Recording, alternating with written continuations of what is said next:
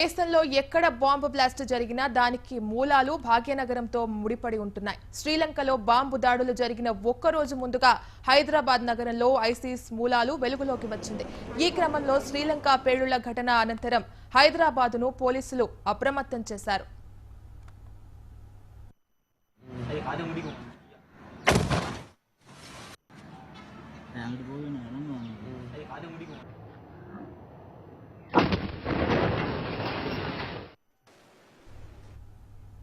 శ్రీలంకలో ఉగ్రవాదుల దుశ్చర్యలతో సుమారు 290 మందికి పైగా ప్రాణాలు కోల్పోయారు. దీంతో హైదరాబాద్ లో పోలీసు వర్గాలు సైతం అప్రమత్తమయ్యాయి.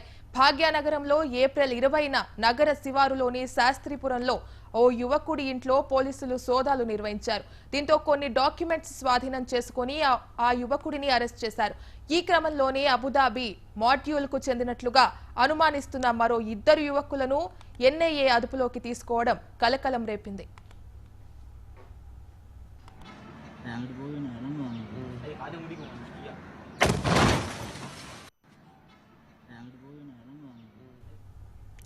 ఇక శ్రీలంకలో పేలుళ్ల చోటు చేసుకోవడంతో పాటు హైదరాబాద్ లో ఉగ్ర మూలాలు బయటపడి అనుమానితులు దొరకడంతో పోలీసులు అప్రమత్తమయ్యారు. అటు ఉగ్ర కుట్రలకు ఆజ్యం పోస్తున్నట్లుగా భావిస్తున్న పలువురు యువకుల్ని తాజాగా ఎన్ఐఏ విచారిస్తోంది. చాప కింద నీరులా ఉగ్ర నీడలు నగరంలోనే విస్తరిస్తున్నారనే అనుమానాలు బలంగా వినిపిస్తున్న క్రమంలో పోలీసు వర్గాలు హైదరాబాద్ లో అప్రమత్తం చేశాయి.